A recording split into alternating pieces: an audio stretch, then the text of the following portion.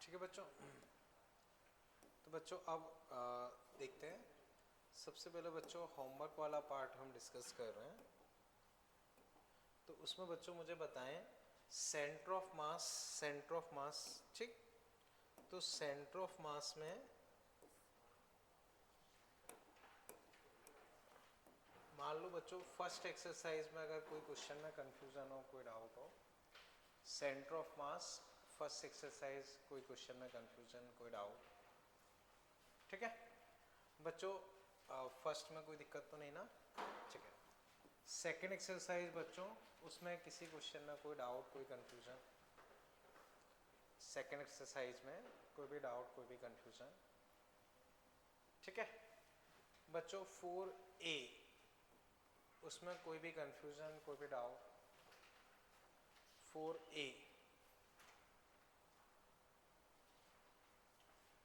ठीक, बोलो बच्चों कोई दिक्कत हो तो। बच्चों सेंटर ऑफ मास में अभी कोई दिक्कत, कोई भी कंफ्यूजन, तो बच्चों उसे फिर हम पैक करते हैं, ठीक है। अब बच्चों हम रोटेशनल पे आते हैं। तो रोटेशनल में बच्चों 4-5 क्वेश्चन मैंने फर्स्ट एक्सरसाइज से दिए थे। उसमें बच्चों कहीं कोई दिक्कत लग रही हो तो बताओ। रोटेशनल में बच्चों कल मैंने 4-5 क्वेश्चन मोमेंट ऑफ इनर्शिया के दिए थे, उसमें कहीं कोई दिक्कत लग रही हो बोलो बच्चों, ठीक है। चले बच्चों आगे, ठीक है ना।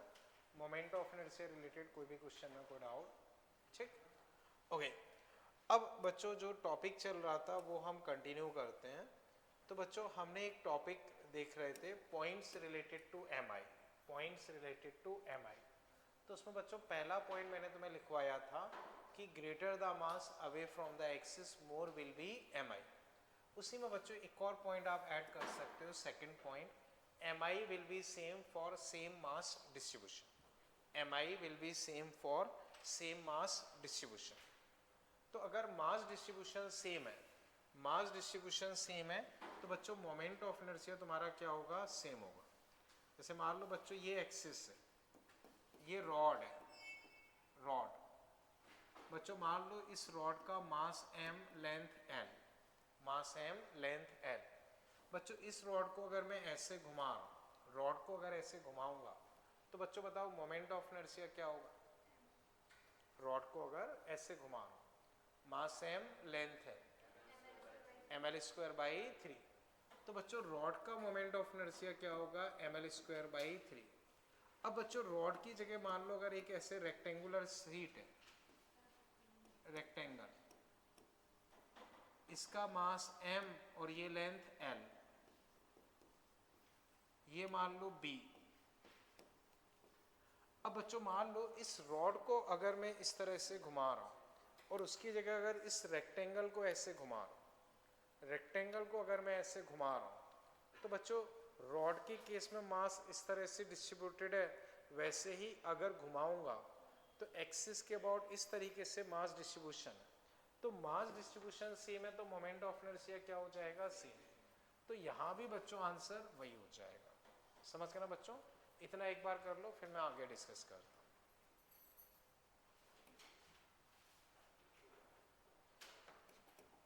ऐसे बच्चों वापस समझना, जैसे ये फिर एक रॉड है और ये मान लो बच्चों एक रेक्टेंगल,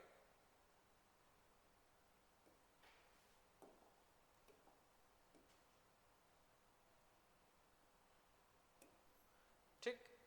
अब मान लो बच्चों इसको हम ऐसे घुमा रहे हैं,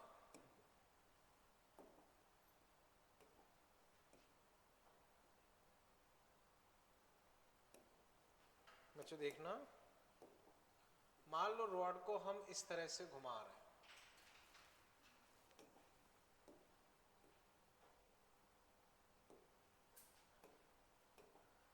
बच्चों मान लो यू घुमा रहे हो, मास m, लेंथ l। बच्चों बताओ रॉड का मोमेंट ऑफ इनर्शिया ml²/12। अब मान लो बच्चों ये रेक्टेंगुलर प्लेट है, इसको तुम ऐसे मिडिल के अबाउट घुमा रहे हो, तो मिडिल के अबाउट घुमाओगे तो इसका भी क्या आ जाएगा, वही ml²/12। तो बच्चों मास डिस्ट्रीब्यूशन अगर एक जैसा है, मास डिस्ट्रीब्यूशन अगर एक जैसा है तो मोमेंट ऑफ इनर्शिया बच्चों क्या होगा, वही रहेगा। समझ पाए बच्चों? यहाँ तक कोई कंफ्यूजन बच्चों? बच्चों जैसे मान लो, जस्ट समझने के लिए, ये एक कंप्लीट होलोस्फीयर है, कंप्लीट होलोस्फीयर। इसको बच्चों अगर हम ऐसे घुमा रहे हैं, ये कंप्लीट होलोस्फीयर है, मास m रेडियस r, तो बच्चों इसका मोमेंट ऑफ इनर्शिया क्या होगा? 2/3 mr²। बच्चों मान लो अब ये हटा दिया, ये आधा हेमीस्फीयर बचा, लेकिन इसका मास m है, तो इसका मोमेंट ऑफ इनर्शिया क्या होगा? वही 2/3 mr², क्योंकि मास डिस्ट्रीब्यूशन एक जैसा। तो इस आधे स्फीयर को अगर मैं यूं घुमा रहा हूं तो भी वही रहेगा। मान लो बच्चों जैसे ये कंप्लीट सॉलिड स्फीयर है, जैसे मान लो ये सॉलिड स्फीयर है, इस सॉलिड स्फीयर को अगर मैं ऐसे घुमा रहा हूं तो मोमेंट ऑफ इनर्शिया क्या होगा? 2/5 mr²। अब आधा हटा दिया, लेकिन इसका मास m है, तो इसको अगर मैं ऐसे घुमा रहा हूं तो इस आधे स्फीयर का क्या होगा? 2/5, 2/5 वही रहेगा। तो बच्चों मास डिस्ट्रीब्यूशन बिल्कुल वैसा ही है, मास डिस्ट्रीब्यूशन बिल्कुल वैसा ही है, तो मोमेंट ऑफ इनर्शिया पे फर्क नहीं पड़ेगा। तो वही बच्चों मैं समझाना चाह रहा हूं कि अगर मास डिस्ट्रीब्यूशन सेम है तो मोमेंट ऑफ इनर्शिया क्या हो जाएगा? सेम। क्लियर है बच्चों? चलें आगे। ठीक है, अब बच्चों आगे फिर इसमें अगर हम देखें, नेक्स्ट बच्चों फिर इसमें आप लिख लो theorems related to M I, theorems related to M I, theorems related to M I. ठीक है, थ्योरम्स रिलेटेड टू एम आई।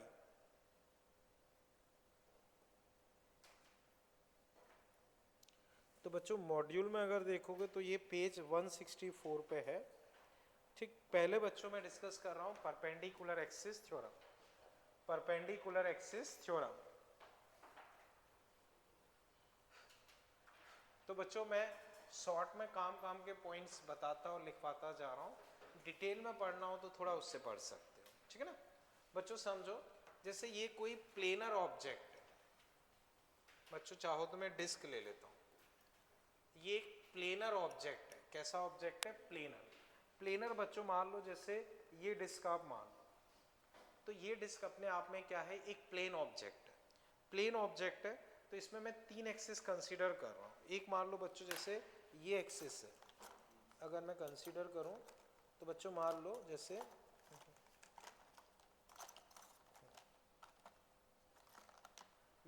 जैसे ये एक्सिस है, तो एक एक्सिस बच्चों ये है कि मैं इसको इस तरह से घुमा रहा हूं।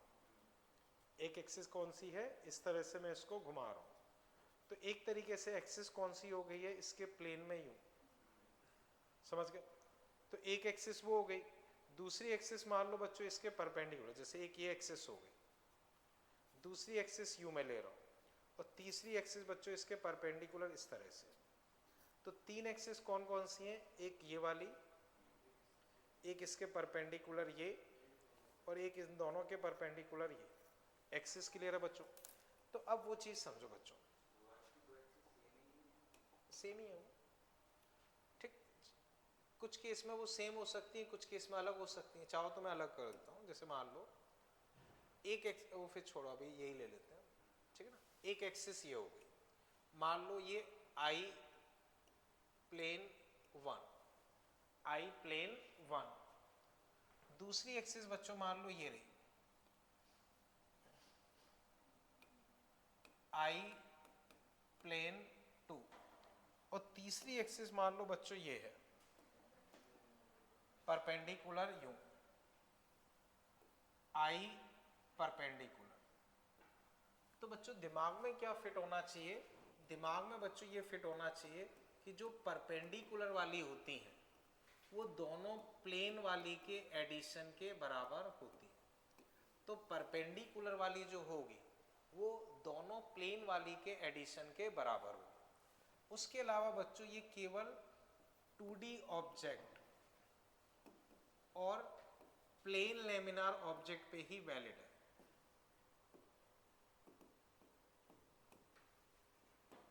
ठीक है ना? एप्लीकेबल फॉर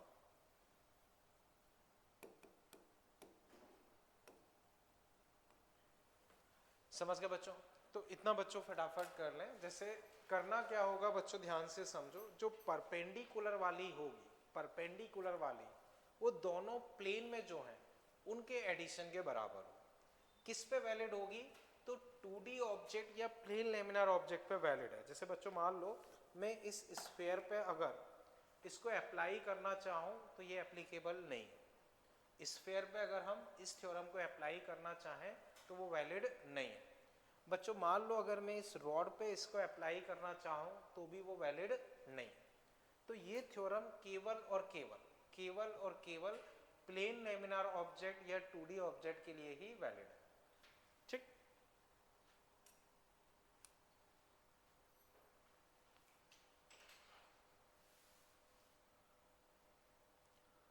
बच्चों एक काम और कर सकते हो, जैसे मॉड्यूल में अंदर सॉल्व एग्जाम्पल रहते हैं, तो मैं ये ट्राई करता हूँ उन सॉल्व एग्जाम्पल को भी डिस्कस कर लूँगा। जैसे सॉल्व तो है ही है, तो ठीक है, आपको वो भी सीक्वेंस में एज ए होमवर्क दे दूंगा, और उनमें कहीं कोई कंफ्यूजन होगा तो वो भी डिस्कस कर लेंगे।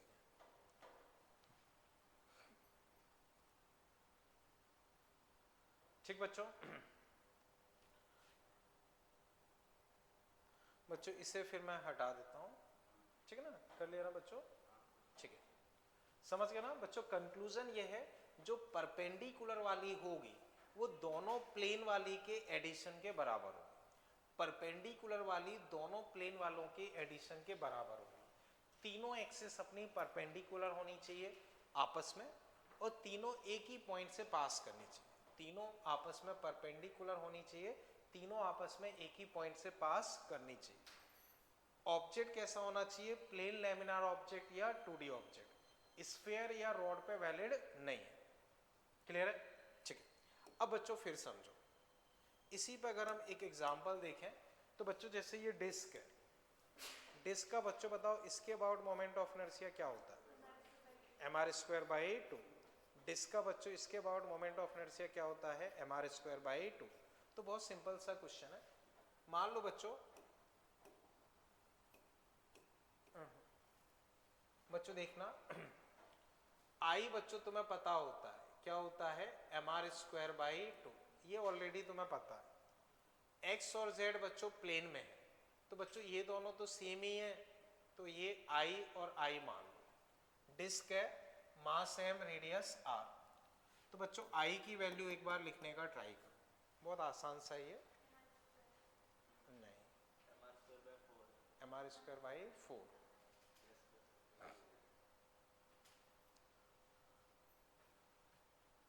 समझ गए ना बच्चों? जैसे ये डिस्क है, इसको यू घुमा रहे हैं तो मोमेंट ऑफ इनर्शिया mr²/2। अब इसमें हमें कौन सा निकालना है? इसमें बच्चों हमें ये वाला निकालना। अगर हम इसको यू घुमा रहे हैं तो वो वाला मोमेंट ऑफ इनर्शिया बच्चों में निकालना है। समझ गए ना बच्चों? ठीक, तो अब फिर समझो, अगर मैं इस केस में आंसर लिखता हूं तो mr²/2 किसके बराबर होगा? I + I। तो यहां से I बच्चों हो जाएगा mr²/4। समझ गए ना बच्चों? अभी इसमें कहीं कोई दिक्कत? ठीक, अब बच्चों मान लो जैसे ये रिंग है, रिंग को बच्चों जब हम ऐसे घुमाते हैं, रिंग को मान लो बच्चों हम ऐसे घुमा रहे हैं, तो रिंग को जब हम बच्चों इस तरह से घुमाते हैं, समझ पा रहे हो ना? तो रिंग को जब हम ऐसे घुमा रहे हैं, या मान लो बच्चों इसको रिंग मान लो, इसको रिंग मान लो, तो रिंग को हम ऐसे घुमा रहे हैं, तो रिंग को जब हम ऐसे घुमाते हैं तो मोमेंट ऑफ इनर्शिया क्या होता है? mr²। अब बच्चों सोच के बताओ, यही अगर रिंग होती और रिंग के लिए अगर मैं ये वाला पूछता हूं तो क्या होता? mr²/2। तो रिंग का बच्चों इसके अबाउट mr², इसके अबाउट अगर मैं पूछता हूं या इसके अबाउट पूछता हूं तो mr²/2। ये चीज बच्चों क्लियर है? यहां तक कोई कंफ्यूजन? ठीक है, अब बच्चों समझो, नेक्स्ट बच्चों हेडिंग लिख लो, parallel axis theorem. Parallel axis theorem. तो बच्चों इस थ्योरम को तुम किसी के लिए भी लगा सकते हो, 1D 2D 3D, कहीं कोई दिक्कत वाली बात नहीं है। तो ये सबके लिए वैलिड है, 1D 2D 3D किसी के लिए भी लगा सकते हो। बच्चों कोई सा भी रैंडम ऑब्जेक्ट, ये इसका सेंटर ऑफ मास है, इसके अबाउट अगर हम घुमा रहे हैं तो मोमेंट ऑफ इनर्शिया मान लो ICOM। फिर बच्चों मान लो हमने एक एक्सिस ली जो कि इसके पैरेलल है I, ये डिस्टेंस D। तो ये थ्योरम बच्चों सिंपली हमसे ये बोलती है कि I equal to ICOM plus md²। m बच्चों क्या है? Mass of object, mass of object. Clear है? इसमें बच्चों याद रहे ये चीज इंपॉर्टेंट है, जो भी शिफ्टिंग करोगे वो सेंटर ऑफ मास से करो। शिफ्टिंग जो करोगे वो किससे करोगे? Centre of mass. क्लियर है ना बच्चों? बोलो यहां तक कोई कंफ्यूजन? ठीक,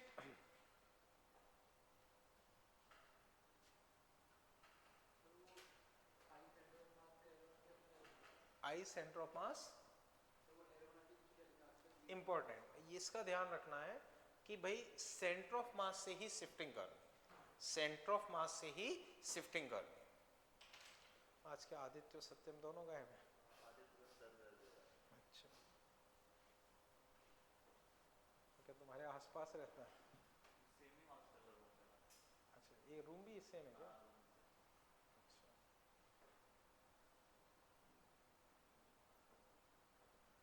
ठीक है बच्चों, चले आगे, ठीक है ना? ओके, कर लो बच्चों। ठीक बच्चों, इसे फिर मैं हटा देता हूँ। नंदिनी कर लिया? कर लो।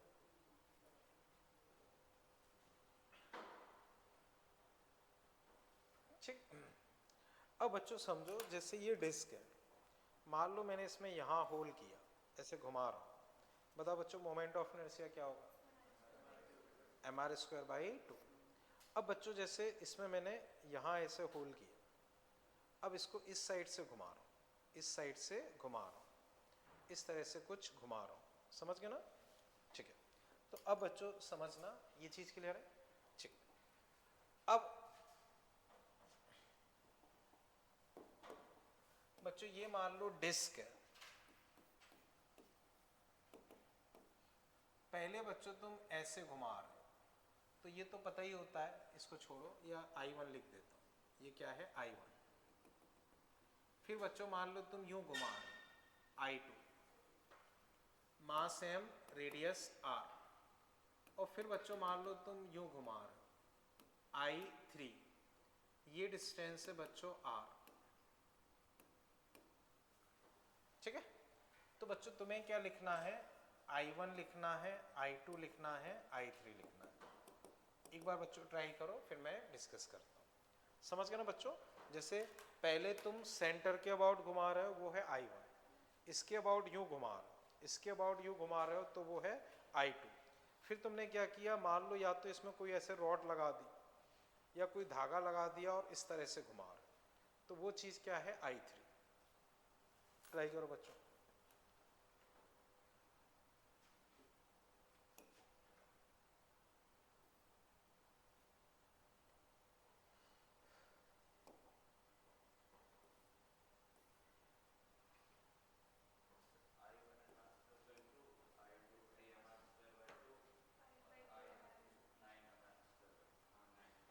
हाँ, I3 बोलो क्या आ रहा है दीप्ति तुम्हारा? 5/2 mr²। और कोई? और कोई? देखो I1 सीधा सीधा mr²/2, I2 जब लगाओगे तो ICM प्लस md², तो mr²/2 प्लस mr², कितना आ गया? 3/2 mr²। अब जब ये लगाओगे तो 3/2 mr² प्लस mr², क्योंकि तुमने r और शिफ्ट कर दी। लेकिन बच्चों ये गलत, तो ये करोगे तो आंसर क्या आ जाएगा? 5/2 mr²। उसी वजह से मैंने उसमें बताया था कि वो चीज़ इंपॉर्टेंट है, जब भी तुम शिफ्टिंग करोगे, जब भी तुम शिफ्टिंग करोगे तो सेंटर ऑफ मास से ही करो, जब भी तुम शिफ्टिंग करोगे तो सेंटर ऑफ मास से ही करोगे। ऐसा नहीं कि भाई तुम यहाँ से यहाँ के लिए फॉर्मूला लगा दो, वो गलत होगा। फॉर्मूला केवल सेंटर ऑफ मास से शिफ्टिंग के लिए ही वैलिड है, तो ये तरीका गलत होगा। सही तरीका बच्चों क्या होगा? सही तरीका होगा mr² by 2 plus m 2r का स्क्वायर। तो बच्चों अब फाइनल आंसर लिखोगे तो 9/2 mr²। बोलो बच्चों कहीं कोई दिक्कत? ठीक है ना बच्चों, ये चीज क्लियर है ना, इसमें कहीं कोई दिक्कत? ठीक, ओके। अब बच्चों वापस से फोकस करते हैं। ये मान लो बच्चों डिस्क की जगह, मैं लिखवा नहीं रहा हूं, ऐसी डायरेक्ट डिस्कस कर रहा हूं, ये रिंग होती तो रिंग का इसके अबाउट mr², अगर इसके अबाउट पूछे तो mr² प्लस mr², तो 2mr²। मान लो r डिस्टेंस पे लेके फिर रिंग का अगर ऐसे पूछते तो mr² plus m into 2r का स्क्वायर, तो 5mr²। समझ के बच्चों, इसमें कहीं कोई कंफ्यूजन? ठीक है। अब बच्चों अगेन मैं लिखवा नहीं रहा हूं, ऐसे देख के आंसर बताओ, ठीक है ना, देख के बच्चों आंसर बताओ। जैसे यही डिस्क है, मान लो बच्चों, ठीक है, इसको यूं घुमा रहे हैं। बच्चों बताओ डिस्क का मोमेंट ऑफ इनर्शिया क्या होगा? mr² by 4। अभी अभी सीखा था, ऐसे घुमाने पे क्या होगा? mr² by 4। ठीक है। अब मान लो मैंने इसको टेंजेंशियली एक एक्सिस यू लगा दी, अब उसको यूं घुमा रहा हूं, समझ गए ना? देखो मान लो ये डिस्क है, इसके अबाउट मोमेंट ऑफ इनर्शिया क्या है? mr² by 4। अभी अभी सीखा था, ठीक है ना? देखो कहीं होगा, ये रहा mr² बाई 4, याद आया? ठीक, तो ये हो गया अपने पास mr² बाई 4। अब इसको ऐसे घुमा, ऐसे, तो कितना होगा?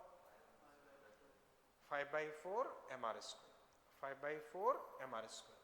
तो mr² बाई 4 प्लस mr² क्या हो जाएगा? 5/4 mr²। समझ गए ना बच्चों? तो एक्सिस क्लियर है ना, हम यूं घुमा रहे, इस तरह से घुमा रहे, ठीक है। अब वापस समझो, मान लो बच्चों यही रिंग है, रिंग को जब मैं मिड पॉइंट के अबाउट ऐसे घुमा रहा था, ऐसे, तो रिंग का इस केस में क्या होगा? जैसे मान लो ये रिंग है, इसको मैं यूं घुमा रहा हूं, तो रिंग का इस केस में क्या होगा?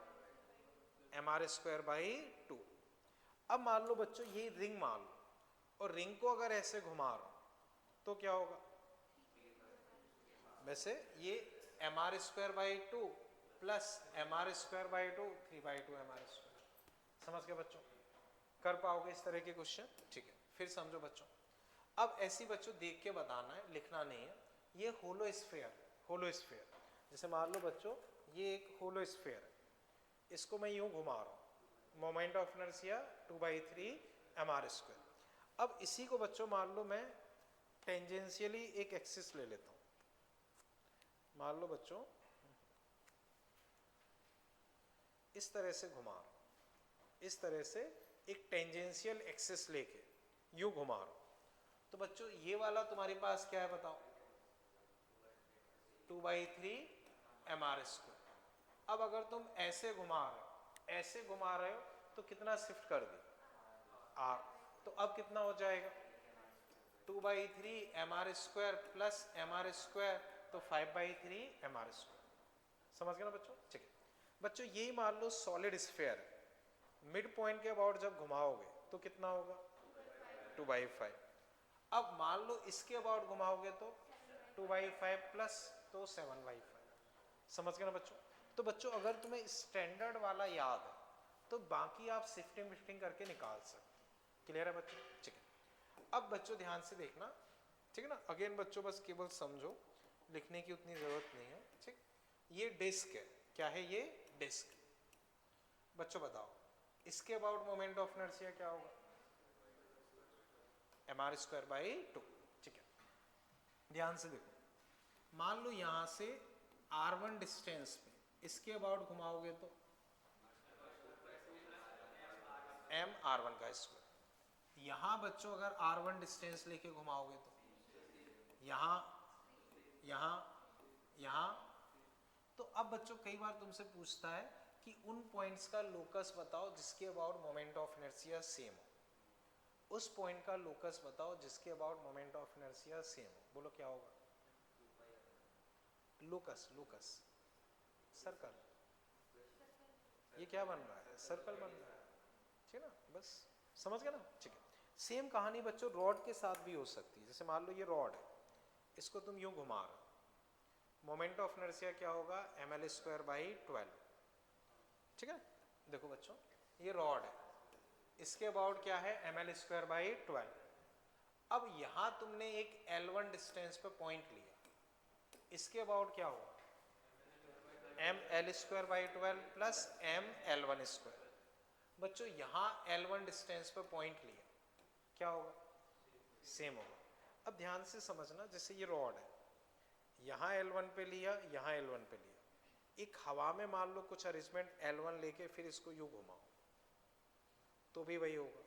इस साइड L1 डिस्टेंस पे लेके लो, तो ऐसे समझो ये रॉड है, L1 रेडियस का तुम सर्कल ले लो, इसके अबाउट, इसके अबाउट, इसके अबाउट, इसके अबाउट, इसके अबाउट, किसी के भी अबाउट घुमाओ, मोमेंट ऑफ इनर्शिया वही होगा। तो यहाँ भी लोकस क्या आएगा, सर्कल आएगा, समझ गए ना, ठीक है। एक और चीज बच्चों देखो, लोकस बता रहा हूँ, लोकस का मतलब उन सारे पॉइंट्स का कलेक्शन जिनके about moment of inertia same हो। तो जैसे अगर हम पिछले क्वेश्चन पे जाएं, देखो इस पॉइंट के अबाउट घुमाओ, इस पॉइंट के अबाउट घुमाओ, इस पॉइंट के अबाउट घुमाओ, इस पॉइंट के अबाउट घुमाओ, इस पॉइंट के अबाउट घुमाओ, इन सब के अबाउट मोमेंट ऑफ इनर्शिया क्या होगा, सेम। तो इन सबको अगर हम कलेक्ट कर देंगे तो शेप कैसा बन रहा है, सर्कल। तो कई बार ऐसे ही पूछते हैं, locus of all point about which moment of inertia for object is same, तो वो क्या हो जाएगा, सर्कल। समझ गए ना अभी, ठीक है। अब वापस समझो बच्चों, ये चीज क्लियर है, ठीक है। अब देखना बच्चों, अगेन देखना बच्चों, ये डिस्क, डिस्क है बच्चों, क्या है, डिस्क। बच्चों बताओ इसके about moment of inertia mr²/2। बच्चों मान लो यहां से r1 डिस्टेंस पे क्या होगा, प्लस r1²। अब r2 डिस्टेंस पे लिखूंगा तो r2² ऐड हो जाएगा, r3 डिस्टेंस पे लिखोगे तो कौन सा सबसे ज्यादा होगा, r3 वाला। तो बच्चों कंक्लूजन समझो, ये डिस्क है, ठीक है ना, ये डिस्क, इसका सेंटर ऑफ मास बच्चों ये रहा। अब मान लो बच्चों अगर मैं कोई और एक्सिस कंसीडर करता हूँ, जैसे एक एक्सिस तो ये हो गई, इससे जितना ज्यादा मैं दूर जाता जाऊंगा mr²/2 प्लस md², तो जितना मैं दूर जाता जाऊंगा डिस्टेंस बढ़ती जाएगी, मोमेंट ऑफ इनर्शिया बढ़ता जाएगा, और जितना पास आता जाऊंगा कम होता जाएगा। तो बच्चों मान लो इस तरह से बहुत सारी पैरेलल एक्सिस है। अब आपसे पूछता है कि बहुत सारी पैरेलल एक्सिस में सबसे कम मोमेंट ऑफ इनर्शिया किसके अबाउट होगा, COM के अबाउट। तो जो सेंटर ऑफ मास के अबाउट होगी उसका सबसे कम होगा, और अगर मान लो कोई भी सेंटर ऑफ मास से पास नहीं कर रही, तो जो सेंटर ऑफ मास के सबसे पास में होगी उसका सबसे कम, जो सेंटर ऑफ मास के सबसे पास में होगी उसका अपने आप में सबसे कम होगा। जैसे मान लो ये सेंटर ऑफ मास एक यहाँ पे है, एक यहाँ पे है, एक यहाँ पे, तो ये I1, ये I2, ये I3, तो किसके अबाउट मोमेंट ऑफ इनर्शिया सबसे कम है, I1, और सबसे ज्यादा I3। क्लियर है। तो बच्चों इस पॉइंट को बस एक बार लिख लो, नोट करके बच्चों एक पॉइंट लिख लो,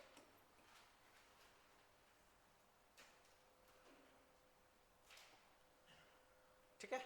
पॉइंट बच्चों ऐसे लिख लो, among many parallel axes, among many parallel axes, among many parallel axes, mi will be minimum, mi will be minimum, mi will be minimum among many parallel axes, mi will be minimum for axis among many parallel axes, mi will be minimum for axis which is nearest to center of mass. Among many parallel axes, mi will be minimum for axis which is nearest to center of mass. तो जो centre of mass के सबसे पास में होगी उसके about moment of inertia सबसे कम होगा। among many parallel axes mi will be minimum for axis which is nearest to center of mass। ये चीज क्लियर है बच्चों? ठीक है, अब बच्चों वापस हम आगे चीजें समझते हैं। देखो नेक्स्ट बच्चों समझो, इस तरह से लिख लो mi ऑफ स्क्वायर और rectangle, mi of square and rectangle. तो वो बच्चों समझते हैं। देखो जैसा बच्चों अभी मैंने सिखाया था वही चीज इसमें यूज होगी। जैसे बच्चों देखना, बच्चों जैसे ये रॉड है, इसको ऐसे घुमा रहे हैं, मास m, लेंथ b, बताओ moment of inertia m b square by 12। बच्चों इसी को मैंने ऐसे इलोंगेट कर दिया तो इसका भी क्या होगा, सेम हो जाएगा। ठीक है ना? ठीक, अब बच्चों सोचो इसी को अगर मैं यूं घुमाऊं तो क्या होगा, एम ए स्क्वायर बाई 12। जैसे बच्चों समझना, मान लो जैसे यही है, इसको अगर मैं देखूं पहले इस तरह से घुमा रहा हूं, इस तरह से, तो इस तरह से घुमा रहा हूं तो moment of inertia M B square by 12। अगर मान लो मैं यूं घुमा रहा हूं तो अब लेंथ क्या मानी जाएगी, ये यानी कि ए, तो अब क्या होगा एम ए स्क्वायर बाई 12। समझ गए?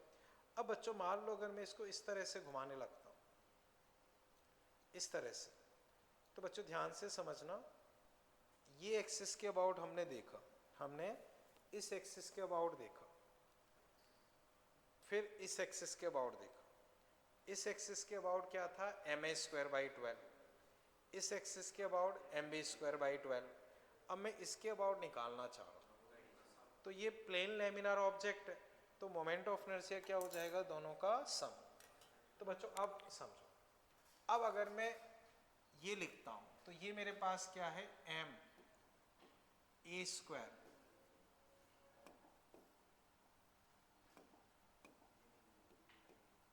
बाई 12, ये बच्चों अपने पास क्या है, एम बी स्क्वायर बाई 12। और अगर बच्चों में ये वाला लिखता हूँ, ये वाला, समझ पाए ना, इसको मान लो मैं कुछ आई नाम दे रहा हूँ, आई, तो आई बच्चों अपने पास क्या हो जाएगा, M by 12 A square plus B square. समझ गए बच्चों? अगर स्क्वायर हो तो बच्चों ए और बी की जगह ए रख देते हो, तो 2a स्क्वायर आई कितना हो जाएगा, एम ए स्क्वायर बाई 6। इतना बच्चों कर लो, फिर समझ गए ना? रेक्टेंगल और स्क्वायर का मोमेंट ऑफ इनर्शिया किसके अबाउट, तो बच्चों इसके अबाउट। जैसे मान लो ये सिचुएशन, तो इस तरह से अगर घुमा रहे हो, तो इस तरह से अगर घुमाओगे तो मोमेंट ऑफ इनर्शिया क्या हो गया, m by 12 A square plus B square, square होगा तो एम ए स्क्वायर बाई 6। कर लो बच्चों।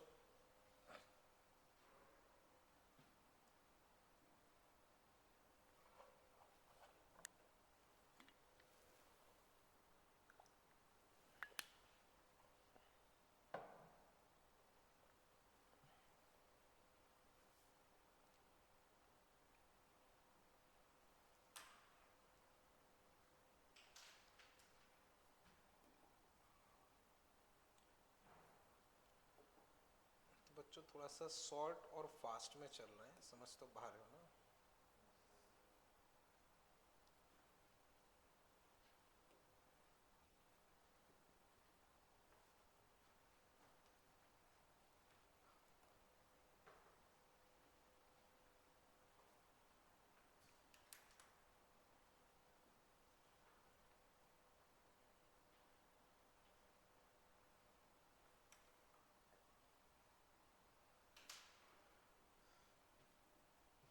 ठीक है, ओके।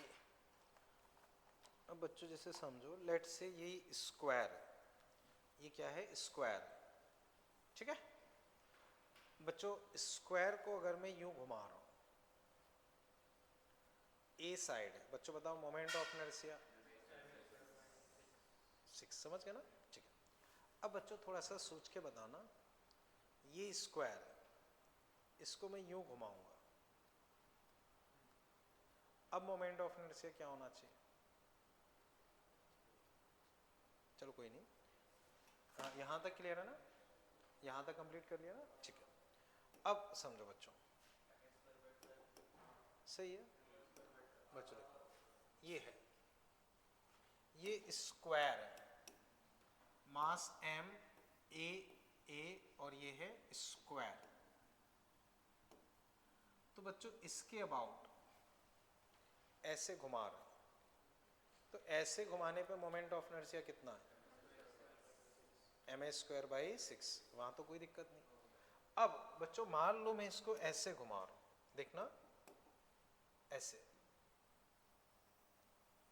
यूं आई, तो ये आई, अब बच्चों बताओ ये आई और ये आई सेम है क्या? तो तुम, और इनके बीच में एंगल 90 है क्या? है, तो वही परपेंडिकुलर एक्सिस थ्योरम लगाओगे, तो आई प्लस आई कितना हो गया? ma²/6, तो आई कितना आ गया? ma²/2। समझ पाए ना? तो बच्चों अब मुझे फिर बताओ, ये वाला कितना आया? अगर मैं यूं घुमाता हूं ma²/12, अगर मैं यूं घुमाता हूं, अब थोड़ा और ध्यान से समझना, ठीक है? बच्चों इस पे दिखा पाना मुश्किल है, आप इस पे समझो। मान लो बच्चों कोई एक्सिस मैंने ऐसे ले ली, ठीक है, टेढ़ी सी बन गई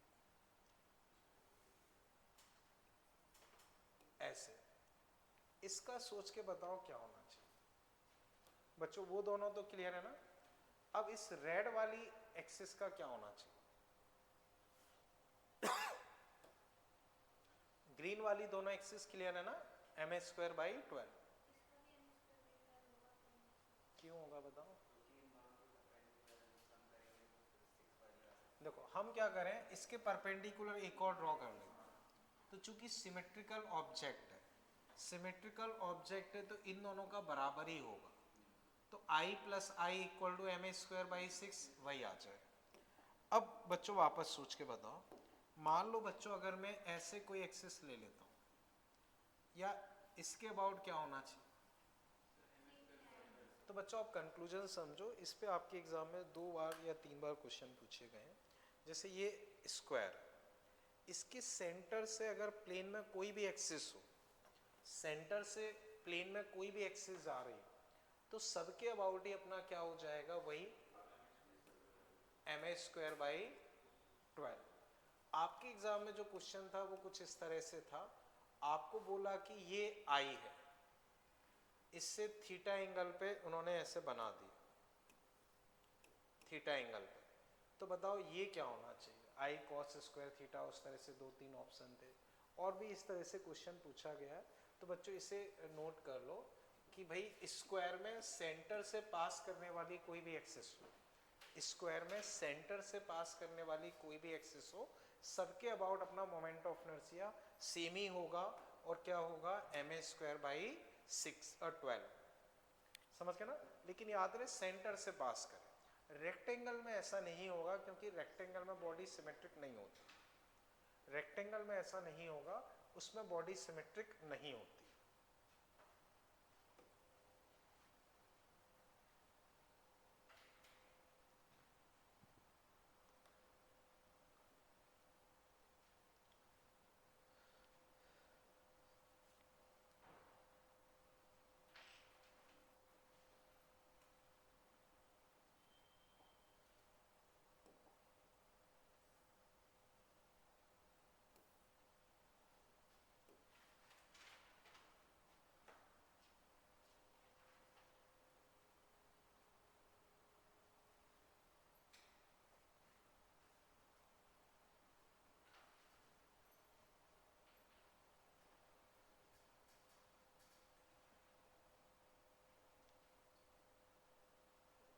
ठीक है बच्चों,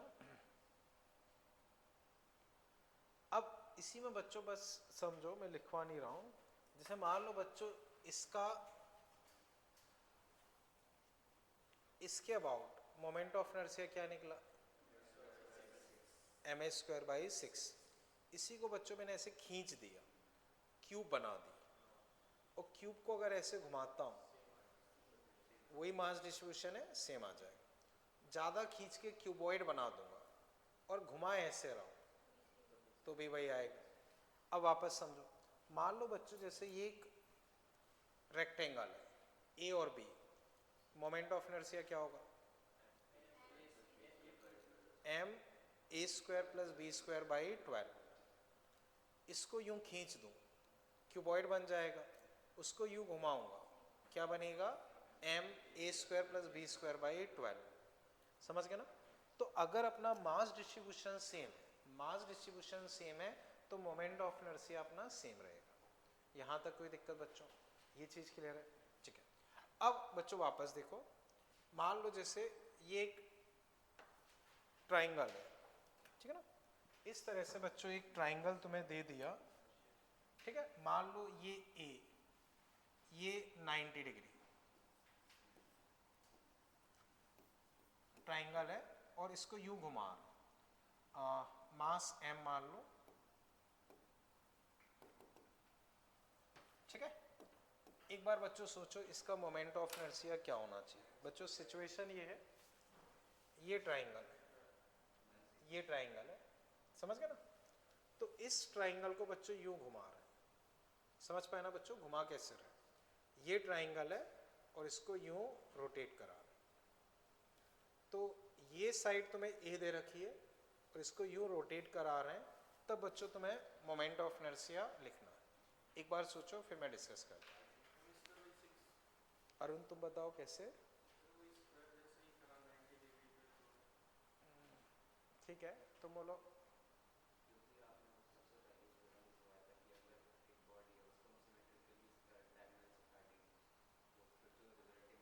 ठीक है, देखो बच्चों, मान लो ऐसे मैं बना देता हूं,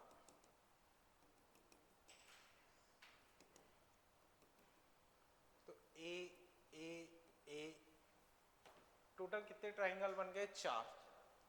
तो चारों का मिला के अगर मैं लिखूंगा तो एक स्क्वायर बन गया, तो ma²/6, लेकिन 4 का मिला के मास क्या हो जाएगा, 4 है।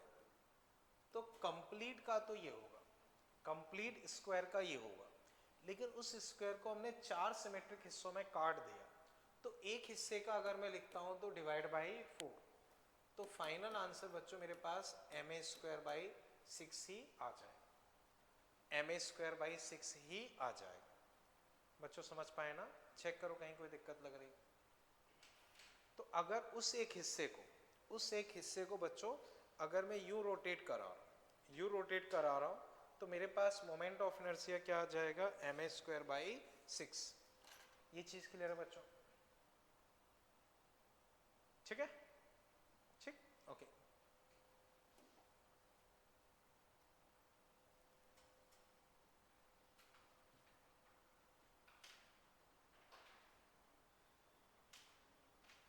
ठीक, अब बच्चों वापस देखो, मान लो बच्चों ये सिचुएशन है, ट्राइंगल अब इस तरह से है, देखना बच्चों, ये सिचुएशन, ये साइड मतलब ये एंगल वही 90 डिग्री दिया है, सिमेट्रिक है, और ये साइड बच्चों ए दे रखी है, कितनी दे रखी है, ए, मास वही m, और इसको आप कैसे घुमा रहे हैं बच्चों, यू में। जैसे ये ट्राइंगल है, इसको इस तरह से रोटेट करा रहे हैं, इस तरह से रोटेट करा रहे हैं। क्वेश्चन समझ गए ना बच्चों। अब ट्राई करो बच्चों, पता नहीं, एक बार देखते हैं, जस्ट एक सेकेंड देखते हैं, पर सिचुएशन समझ गए ना, ठीक है। अब बच्चों इसका वैसे मैंने कल एक फॉर्मूला लिखवाया था शायद mh²/6, उससे कर सकते हो, बट उसकी जगह आप थोड़ा सा भी स्क्वायर से रिलेट करके करो तो बेटर है। हालांकि फॉर्मूले से कर सकते हो, बट स्क्वायर से रिलेट करके आप ट्राई करो, फिर मैं डिस्कस करता हूँ। पिछले क्वेश्चन में तो कोई दिक्कत नहीं ना, ठीक। सिचुएशन समझ गए ना बच्चों, घुमा कैसे रहे, ये ट्राइंगल है, इसको यू में घुमा, इस तरह से घुमा रहा है।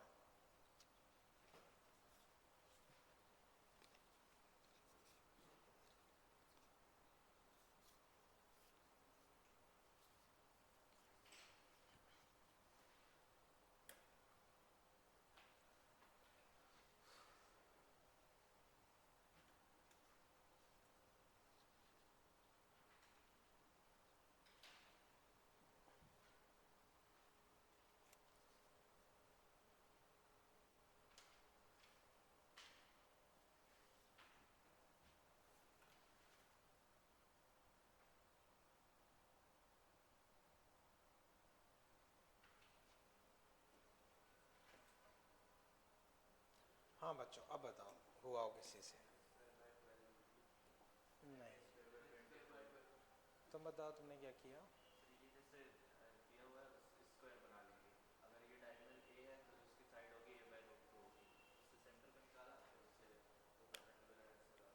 ठीक है, कोई दिक्कत नहीं, सही है। बच्चों देखो, जैसे मान लो यही है, ये मैच कर रहा है, इसको हम ऐसे घुमा रहे हैं, अभी ये सिचुएशन है। तो बच्चों अब ध्यान से देखो, अपने पास ये है, हमने ऐसा ही एक और ले लिया, ऐसा ही एक और ले लिया, तो ये कंप्लीट स्क्वायर बन गया। और कंप्लीट स्क्वायर मान लो इस तरह से रोटेट कर रहा है, कंप्लीट स्क्वायर मान लो इस तरह से रोटेट कर रहा है। तो बच्चों तुम्हारे पास एक मान लो नीचे वाला स्क्वायर हो गया है, एक ऊपर वाला स्क्वायर हो गया, एक नीचे वाला स्क्वायर, एक ऊपर वाला स्क्वायर। तो अब बच्चों समझो, मैं क्या करता हूं, इसमें एक और ऐसा ही स्क्वायर कंसीडर कर लेता हूं, तो ये भी m, ठीक है। अब बच्चों ये मेरे पास कंप्लीट स्क्वायर हो गया, उसका डायगोनल a है, तो साइड कितनी मानी जाएगी? a/√2। डायगोनल अपने पास a है, डायगोनल a है, तो साइड क्या मानी जाएगी? a/√2। अब बच्चों अभी भी हमने सीखा था कि स्क्वायर को अगर हम यूं घुमा रहे हैं, स्क्वायर को ऐसे घुमा रहे हैं या ऐसे घुमा रहे हैं, तो मोमेंट ऑफ इनर्शिया क्या होता है? ma²/12। तो बच्चों अगर मैं कंप्लीट का लिखता हूं, तो मास साइड का स्क्वायर बाई 12, मास साइड का स्क्वायर बाई 12, मास कितना माना जाएगा? 2m, साइड कितनी मानी जाएगी? a/√2। तो ये कंप्लीट का आया, लेकिन मुझे एक ही हिस्से का चाहिए, तो डिवाइड बाई 2। तो फाइनल आंसर बच्चों मेरे पास आ जाएगा ma²/24, ma²/24। अब बाई चांस बच्चों अगर मैं उसको उस फॉर्मूले से करता हूं, तो फॉर्मूला क्या था? mh²/6, m/6 अलग किया। हाइट बच्चों ये a/√2 है, तो हाइट निकालोगे तो cos 45 a/2 आ जाएगा, तो a/2 का स्क्वायर। अब चेक करोगे तो भी आंसर वही आएगा। याद करो, mh²/6 से करोगे तो भी आंसर वही आएगा। बच्चों इतना समझ गए? यहाँ तक कोई दिक्कत? अब बच्चों मैं करवा नहीं रहा हूँ, बस ऐसे एक्सप्लेन कर रहा हूँ। मुझे बताओ, ये चीज़ समझ गए ना? इसमें कहीं कोई दिक्कत? ठीक है बच्चों, मान लो ये वाली चीज़ थी, तो हम कैसे रोटेट करा रहे थे? यूं, ये पता चल गया। अब बच्चों बताओ, ट्राइंगल का सेंटर ऑफ मास कहाँ पे होता है? h/3। मान लो यहाँ कहीं सेंटर ऑफ मास हो, अब उस सेंटर ऑफ मास के अबाउट अगर इसको यूं घुमाएं, सेंटर ऑफ मास के अबाउट अगर घुमाएं, और आपसे पूछा जाए कि ICM निकालो, तो I = ICM + MD²। तो ICM क्या हो जाएगा? I - MD²। तो जो निकल के आया है -m h/3 का स्क्वायर, तो ICM आ गया। इसकी जगह बच्चों मान लो अगर ये पूछा जाए, तो ICM निकाल लिया प्लस 2h/3 का स्क्वायर। जैसे मान लो बच्चों, पेन कहाँ गया?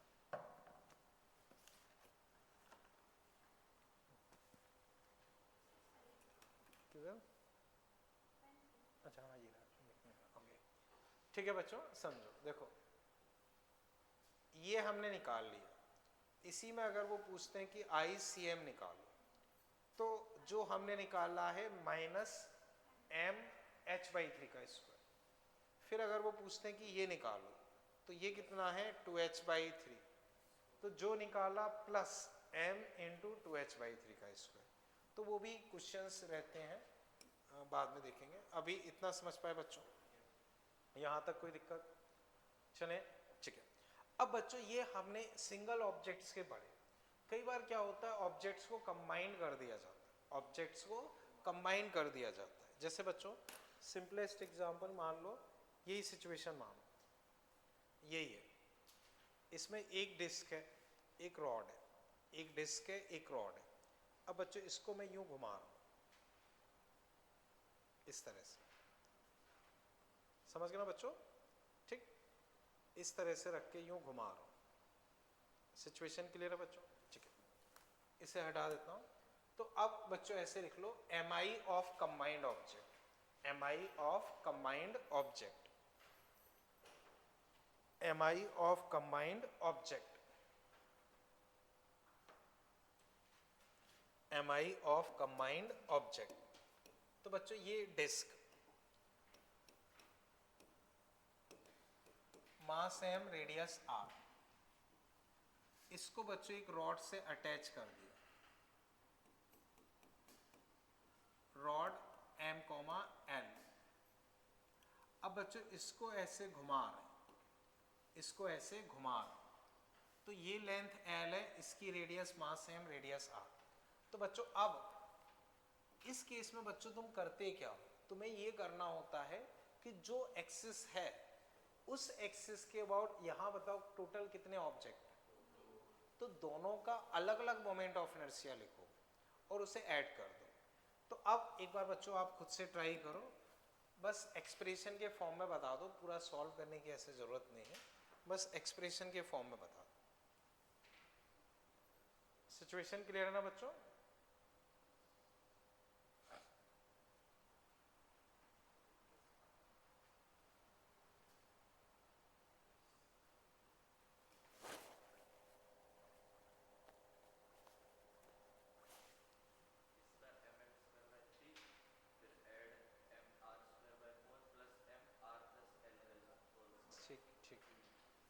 बच्चों देखो, अगर मैं रॉड का लिखूंगा, रॉड का, तो वो वन एंड के अबाउट है, वो ml²/3 खत्म। रॉड का बच्चों लिखूंगा तो ml²/3 खत्म, क्योंकि रॉड का वन एंड के अबाउट यही होता है। ठीक है, अब मान लो बच्चों ये सिचुएशन है, मैं इसके अबाउट अगर इसका लिखूंगा तो डिस्क का बच्चों हम पढ़ चुके हैं, अगर ऐसे हो तो इसके अबाउट होता है mr²/2, लेकिन इसके अबाउट होगा mr²/4। तो इसके अबाउट बच्चों होगा mr²/4, लेकिन मुझे इसके अबाउट नहीं चाहिए, मुझे तो इसके अबाउट चाहिए।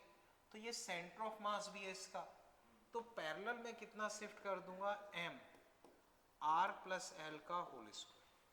तो रॉड का बच्चों ये आया, डिस्क का ये आया। बताओ बच्चों दोनों में कहीं कोई दिक्कत? तो अब पूरे सिस्टम का हो जाएगा एडिशन। हाँ बोलो। कोई नहीं, वापस बताता हूँ। देखो ये डिस्क है, इसका सेंटर ऑफ मास ये है, तो अगर मैं डिस्क को इसके अबाउट रोटेट कराता हूं तो मोमेंट ऑफ इनर्शिया mr²/4, लेकिन मुझे इसके अबाउट नहीं करानी है, मुझे तो ऐसे करानी है। तो मैंने एक्सिस को कितना पैरेलल शिफ्ट कर दिया, ये L और ये R,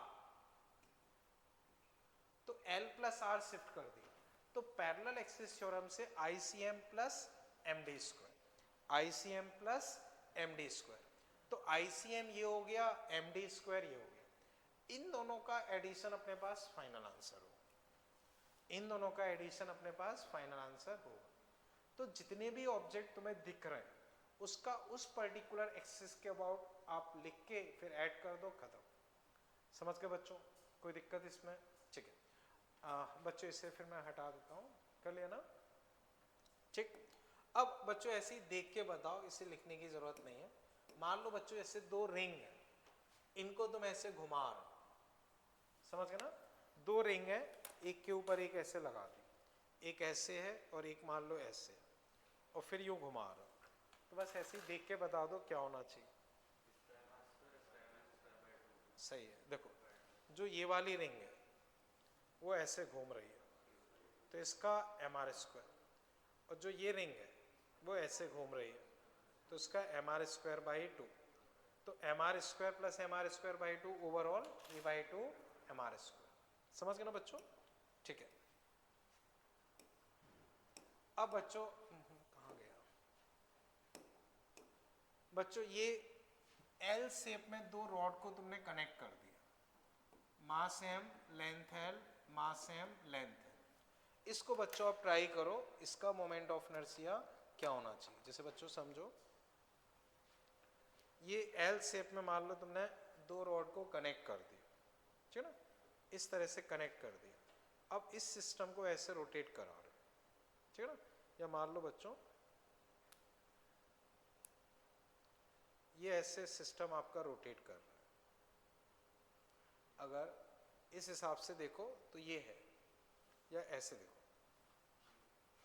ये रॉड ये रॉड, और ये सिस्टम बच्चों ऐसे रोटेट कर रहा है। समझ गए ना? एक ये रॉड एक ये रॉड, और ये सिस्टम इस तरह से रोटेट कर रहा है। ट्राई करो बच्चों एक बार।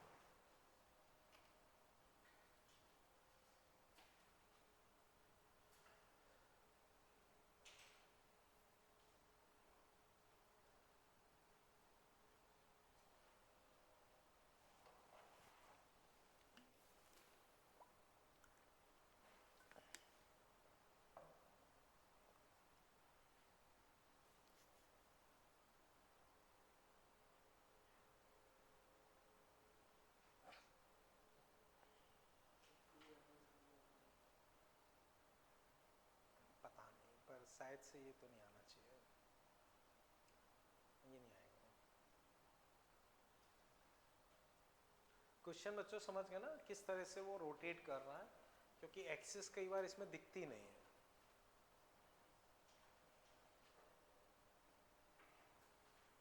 बच्चों ये मॉड्यूल किसका है? गौरव तुम्हारा है?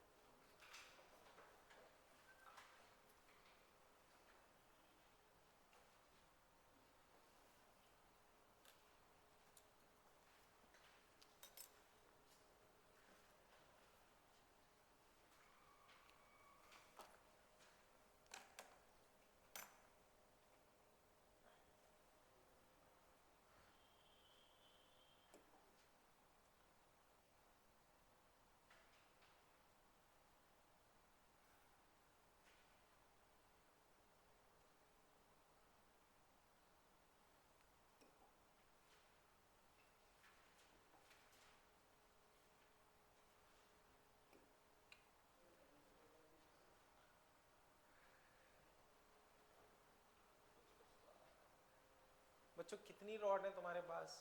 दो। तो हर एक को अलग अलग मान लो। बताओ इस रॉड का क्या होगा? जीरो थोड़ी है, सिचुएशन समझो, सिचुएशन समझो। ये सिचुएशन है, ये तो ये अरेंजमेंट ऐसे रोटेट कर रहा है, तो ये जो ऑरेंज कलर की रॉड है वो वन एंड के अबाउट रोटेट कर रही है। समझ गए ना बच्चों? ये सिस्टम ऐसे रोटेट कर रहा है, तो ऑरेंज कलर वाली रोड कैसे रोटेट कर रही है? वन एंड के अबाउट। तो वन एंड के अबाउट अगर रोटेट करेगी तो क्या होगा? M L square by 3। तो मान लो अगर मैं इसको नाम 1 देता हूँ, तो I1 क्या हो जाएगा? M L square by 3। बोलो बच्चों, I1 क्या हो गया? M L square by 3। अब इसको नाम मान लो मैं 2 देता हूँ, तो बच्चों ये एक्सिस के अबाउट निकालना है। इसका मतलब होता है कि ये ऐसे एक्सिस, तो सबसे पहले बच्चों में ये निकालता हूँ। बताओ ये कितना होगा? एम एल स्क्वायर बाई 12, क्योंकि सेंटर ऑफ मास के अबाउट है तो एम एल स्क्वायर बाई 12। लेकिन मुझे ये नहीं चाहिए, मुझे ये वाली चाहिए। समझ गए ना?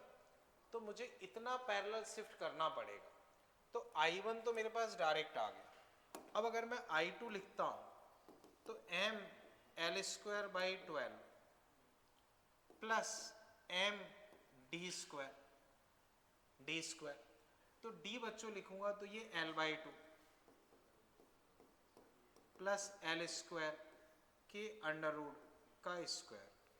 अब इन दोनों को जोड़ने से जो आना होगा वो आ जाएगा। तो आगे कैलकुलेशन पे मैं नहीं जा रहा हूँ, बट कंसेप्चुअली कहीं दिक्कत लग रही हो तो वो पूछो। सेकंड वाले में एंड्स बोलो। हाँ वो बताता हूँ, क्योंकि जो हम पैरेलल एक्सिस थ्योरम लगाते हैं वो केवल सेंटर ऑफ मास के रिस्पेक्ट में लगा सकते हैं।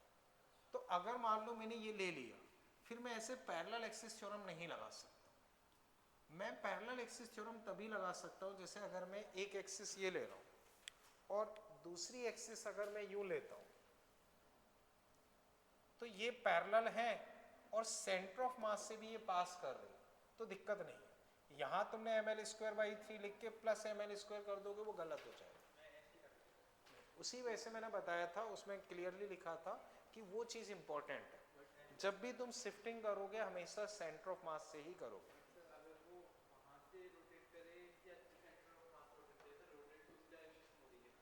देखो वापस मुझे बताओ, जैसे इसके रिस्पेक्ट में रोटेट करे या इसके बाद,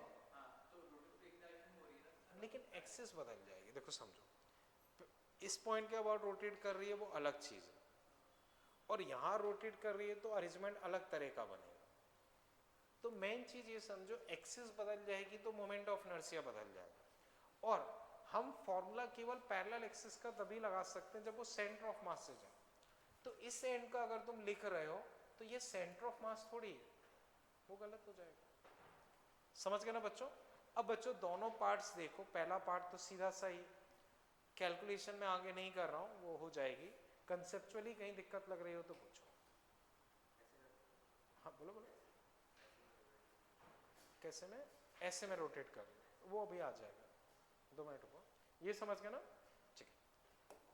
अब नेक्स्ट बच्चों इसमें देखो, ये अरेंजमेंट है जो तुम कह रहे हो वो इसी में आ गया। ये 3 रॉड है, 3 रॉड है बच्चों एक्स वाई जेड एक्सिस पे, इस तरह से 3 रॉड है, और बच्चों ऐसे रोटेट कर रही है। सिचुएशन समझ गए ना? 3 रॉड है और ऐसे रोटेट कर रही है।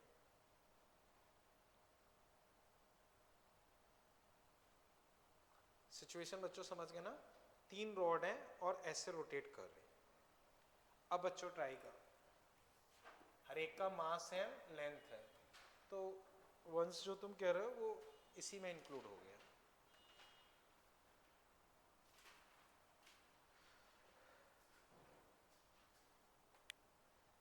बहुत आसान है बच्चों, ये डायग्राम समझ पा रहे हो ना, क्योंकि 3D में सिचुएशन है।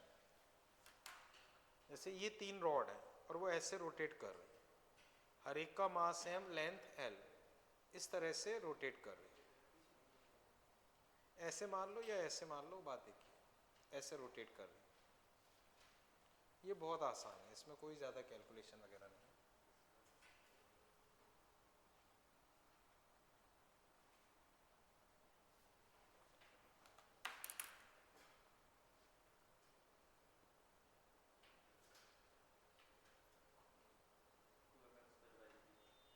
सही है, क्या किया बताओ?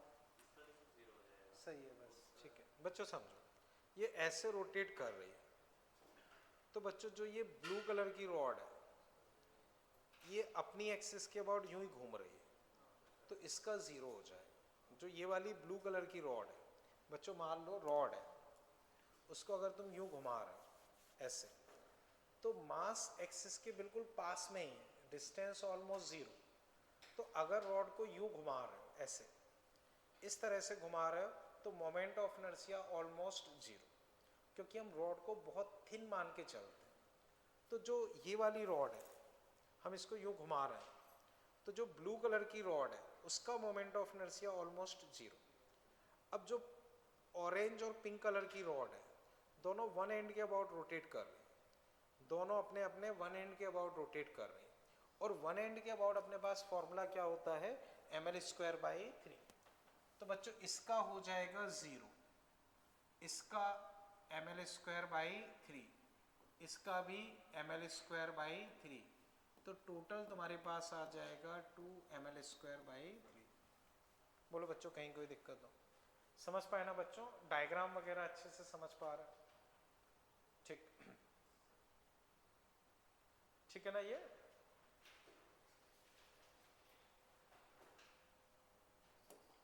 अब बच्चों वापस देखो, इसे हटा दो बच्चों, ठीक है।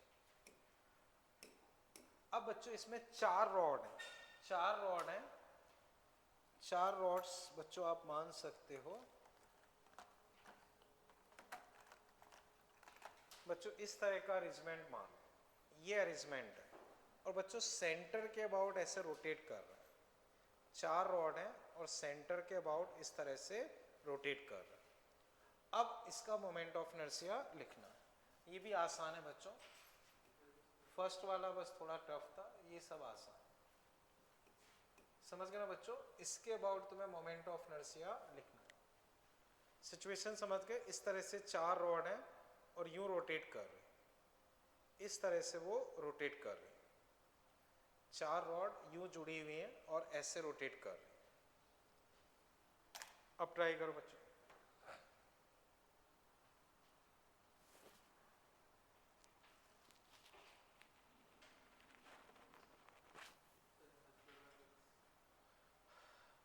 नहीं, देखो किसी एक रॉड का लिखने का ट्राई करो, बाकी सबका सेम ही होगा, तो बस 4 टाइम्स करो।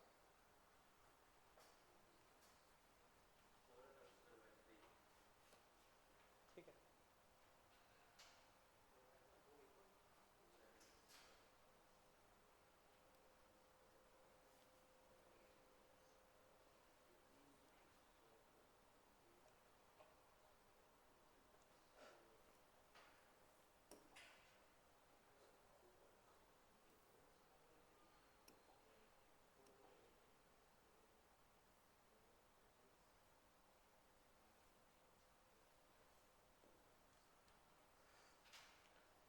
चलो बच्चों समझते हैं फिर, ठीक है। बच्चों देखो कितना, बच्चों इसमें 4 रॉड है, चारों एक जैसी है, तो किसी एक का लिखते हैं। तो बच्चों मान लो इस रॉड का देखो, इस रॉड का इसके अबाउट बताओ क्या होगा, ml²/12। तो बच्चों इसका इसके अबाउट हो गया ml²/12, और ये इसका सेंटर ऑफ मास भी। अब बच्चों यहाँ इसके अबाउट अगर मैं लिखता हूं तो कितनी शिफ्टिंग कर दी, L/2। तो ये और ये एक्सिस पैरेलल है, तो अब अगर मैं इसका लिखूंगा तो ml²/12 प्लस ml/2 का स्क्वायर, चेक करोगे तो ml²/3। बच्चों एक बार चेक करो, इस रॉड का अगर मैं लिखता हूं केवल ऊपर वाली रॉड का, तो ऊपर वाली रॉड का बच्चों ml²/12 प्लस ml/2 का स्क्वायर, तो ml²/3। अब चारों की चारों रॉड बच्चों एक जैसी हैं, तो बच्चों अब मैं लिख सकता हूं I टोटल इसका 4 टाइम्स, तो 4 ml²/3। बोलो बच्चों कहीं कोई दिक्कत हो? समझ गए ना? एक बार बच्चों पूरा चेक करो, इसमें कहीं कोई कंफ्यूजन हो तो पूछो। अब इसी में बच्चों मैं लिखवा नहीं रहा हूं, ऐसे देख के बताओ, ये तुमने निकाल लिया, इसी में अगर ऐसे घुमा रहे होते यूं में, चारों रोड को कंबाइन करके ऐसे घुमाते, क्या आता, 2ml², या वो सही है बच्चों, क्योंकि I और I तो वो इक्वल लेके बाई 2 हो जाता, तो 4 ml²/6 या 2/3 ml²। समझ गए ना बच्चों? ठीक है बच्चों, ये हमने निकाल लिया। अब पूरी चारों रोड का कंबाइंड सेंटर ऑफ मास क्या होगा? चारों कंबाइंड रोड का सेंटर ऑफ मास सेंटर पे।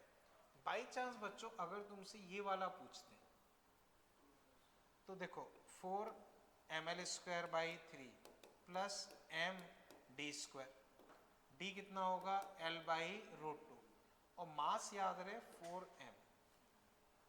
तो अगर इसके अबाउट इसका पूछा जाए वो निकाल सकते हो। तो कहने का मतलब ये कि एक बार अगर आपने ये निकाल लिया, फिर आपसे कुछ भी पूछते हैं वो आप निकाल पाओ। समझ पाए ना बच्चों? और इसमें जो मॉडिफिकेशंस होंगे कर पाओगे, क्लियर है? ठीक है। अब बच्चों इसमें नेक्स्ट फिर हम डिस्कस कर रहे हैं, हेडिंग बच्चों इस तरह से लिख लो, cavity based problems. Cavity based problems,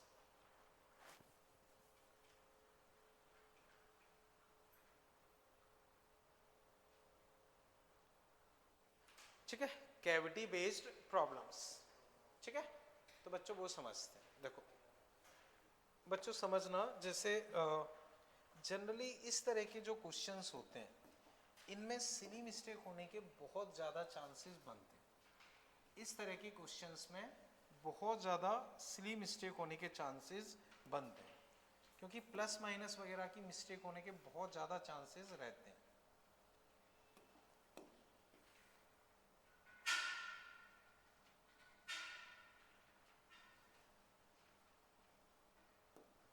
ठीक है, तो बच्चों अब समझो,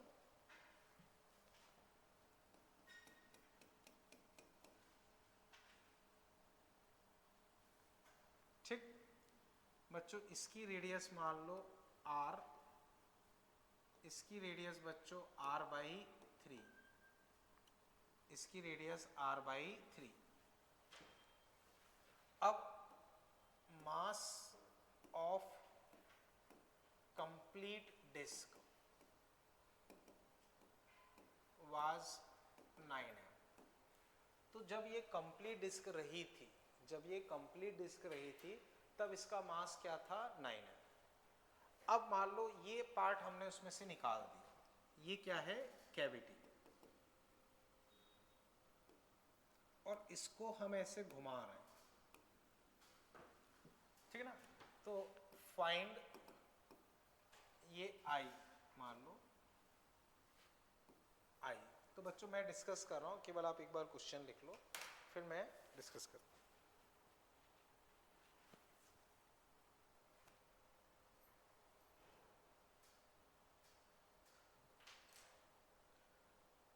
ठीक है, अब बच्चों मैं डिस्कस कर रहा हूं, जैसे बच्चों ये कंप्लीट डिस्क है, इसका मास 9m, इसको यूं घुमा रहा हूं, तो इसका मोमेंट ऑफ इनर्शिया क्या होगा?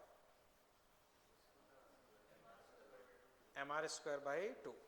तो अब बच्चों समझो, इसमें फंडा क्या लगता है वो बच्चों समझना। आई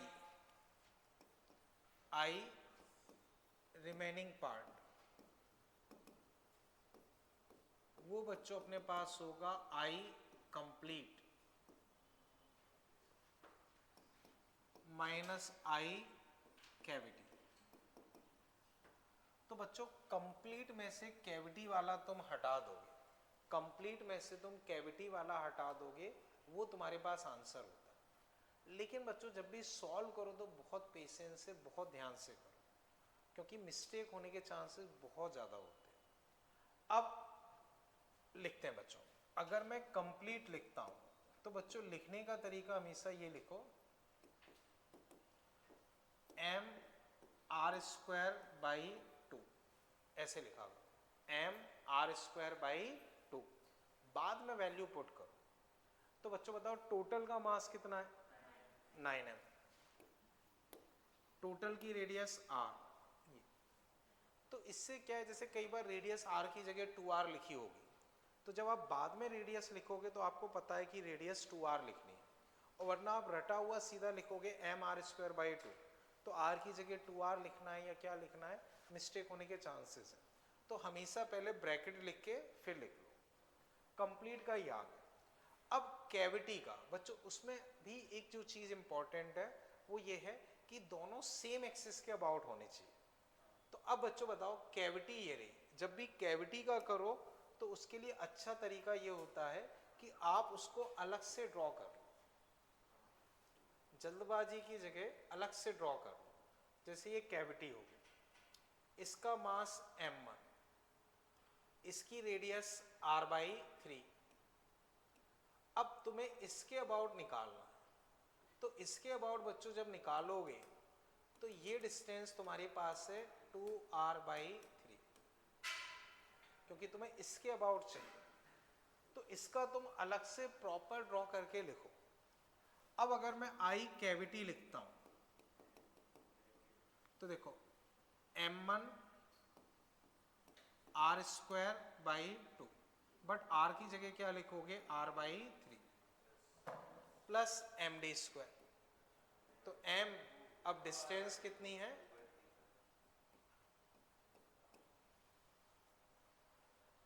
अब बच्चों इसे पूरा चेक करते हैं तो ये कितना आएगा, देखो 18 4 8 9 M R square by 18 M R square by 2 आ रहा है। देखना बच्चों मैं कहीं मिस्टेक तो नहीं कर रहा,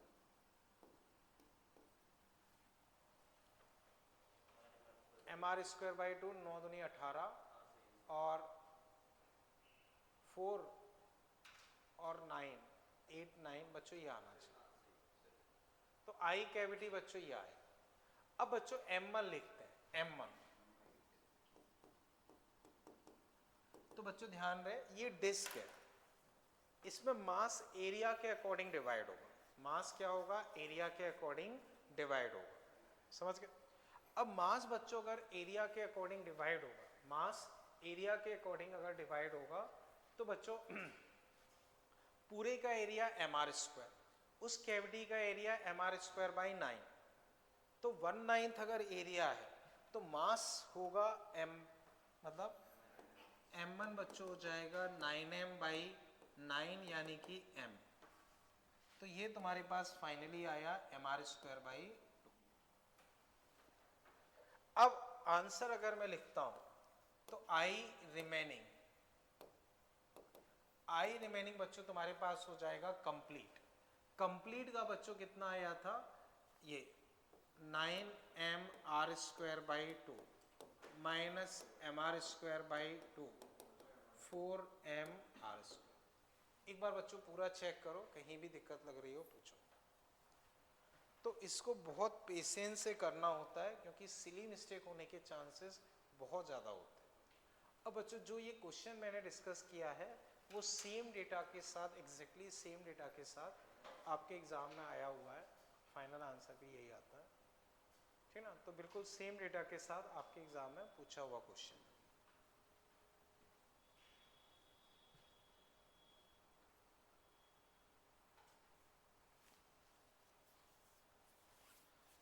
तो जनरली इसमें मासेस वगैरह और बाकी चीज़ों में बहुत ज़्यादा सिली मिस्टेक होने के चांसेस रहते हैं।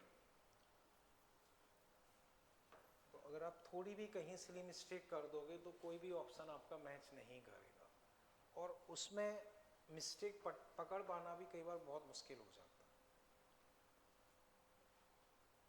ठीक है।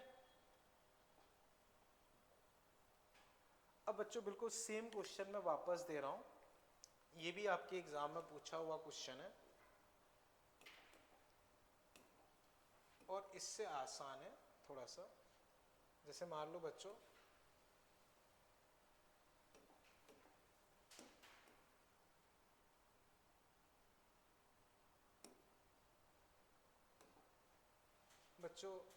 ये सेंटर, ये रेडियस r, ये रेडियस r बाई 2 और इसको ऐसे घुमा रहे हैं, ये वही कैविटी है, ये भी आपके एग्जाम में पूछा हुआ है। Mass of complete disc was m। तो जब वो पूरी कंप्लीट थी तो मास अब क्या दिया है m। तो बच्चों आपको I निकालना है, मतलब रिमेनिंग हिस्से का मोमेंट ऑफ इनर्शिया निकालना है, रिमेनिंग हिस्से का मोमेंट ऑफ इनर्शिया निकालना है। तो बिल्कुल सेम है और थोड़ा बोल सकते हो कि इससे आसान है, ज़्यादा आसान तो नहीं बट थोड़ा आसान है। एक बार ट्राई कर लो फिर हम डिस्कस करते हैं।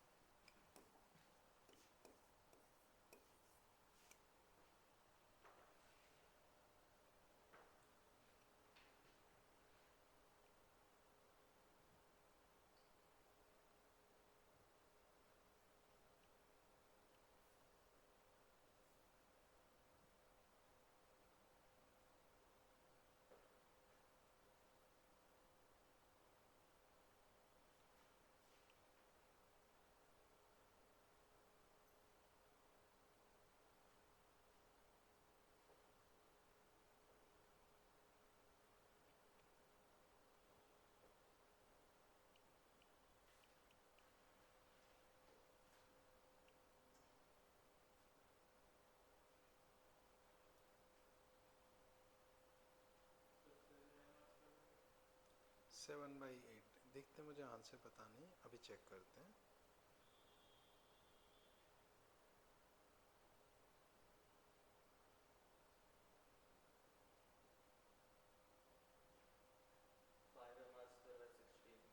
फाइव बाई 16 देखते हैं अभी। 3/8 देखो, 3/8 5/16 7/8 शायद तुमने बोला था। 7/16 देखते हैं अभी।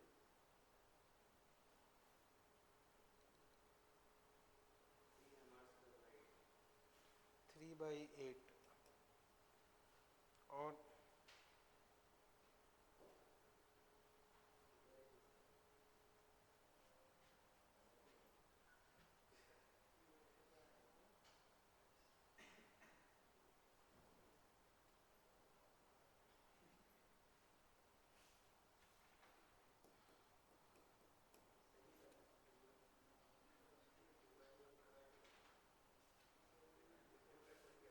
ओके चलो बच्चों, अब मैं डिस्कस करता हूँ, ठीक है। समझो बच्चों, देखो सबसे पहले बच्चों मैं कैविटी का लिखता हूँ, क्योंकि कंप्लीट का तो पता ही रहता है, कैविटी का ही दिक्कत करता है। तो कैविटी को बच्चों में लिखता हूँ।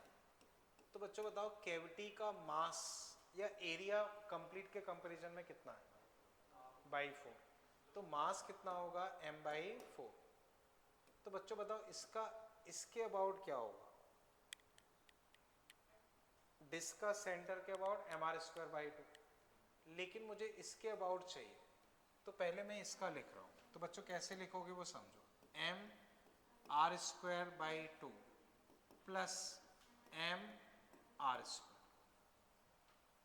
mr²/2 plus mr²। बाद में वैल्यू रखो। अब मास कितना है?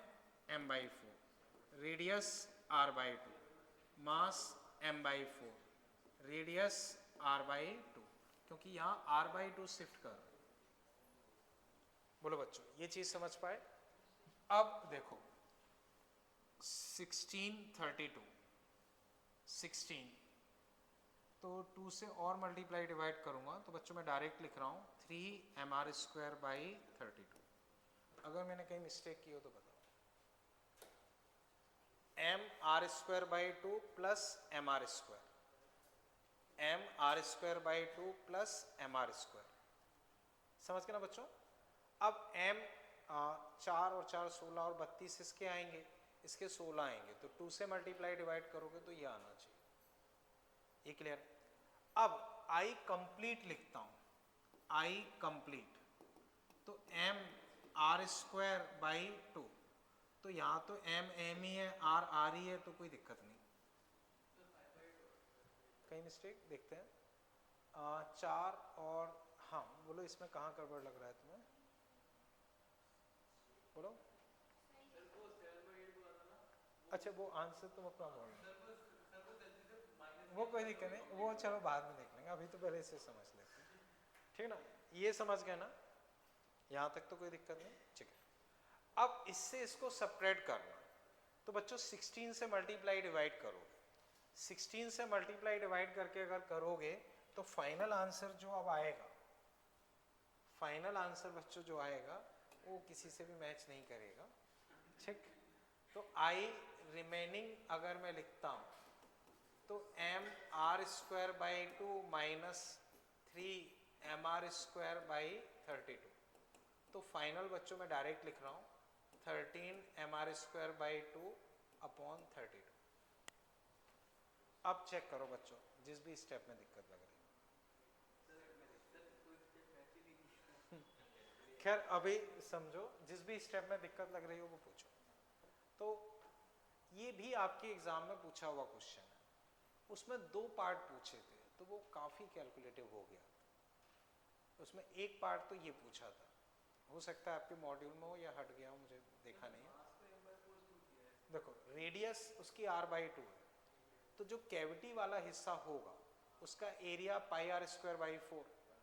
तो पुराने के कंपैरिजन में 1/4 एरिया है, 1/4 एरिया है, तो उसका मास भी क्या होगा? 1/4। उस वाले में भी वही किया था, वहां टोटल मास 9m था, पाई आर स्क्वायर बाई 9, तो एरिया 1/9 हुआ, तो मास भी 1/9 हो जाएगा, तो 9m बाई 9, मास कितना हो गया m, वहां कंप्लीट का मास 9m था। अभी ये समझे? तो बच्चों जो आपके एग्जाम में पूछा हुआ क्वेश्चन है एडवांस एग्जाम में, वो ये था कि एक पार्ट में आपसे ये I1 पूछा, एक पार्ट में ये I1 पूछा। अब ध्यान से समझना, वो काफी ज्यादा कैलकुलेटिव हो गया था। दूसरे पार्ट में बच्चों ये पूछा था कैविटी में ही I2, तो क्या करोगे आप समझो, ये तो हमने सीख लिया, इसका कंप्लीट का लिखोगे तो 3/2 mr² by 2 plus mr² complete का हो गया, कोई दिक्कत वाली बात नहीं है।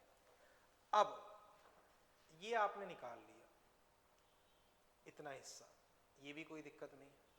अब तुम्हें ये निकालना है, तो अब समझना ये r/2, ये r, तो ये डिस्टेंस होगी r/2² प्लस r² का अंडर रूट, तो यहाँ md² में वो वाली डिस्टेंस लोगे तो उससे I2 आएगा।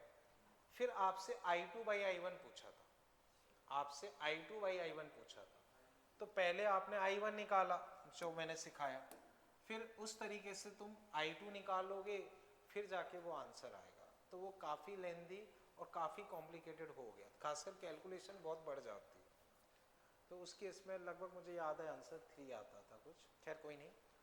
कंसेप्ट समझ पाए बच्चों? एडवांस में तो कर सकते, क्योंकि एडवांस में ये रहता है ना कि आपके पास मान लो जैसे 18 क्वेश्चन लेट से, तो आप 8-9 क्वेश्चन भी ढंग से कर आते हो तो सिलेक्शन के आसपास ठीक ठाक रेंज के आसपास पहुंच जाते हो, तो कर सकते। हाँ, ये माइनस क्यों किया है वो तो बताओ। हमने इतना हिस्सा इसमें से निकाल दिया, इतना हिस्सा हमने निकाल दिया, तो हमें बचे हुए हिस्से का मोमेंट ऑफ इनर्शिया निकालना।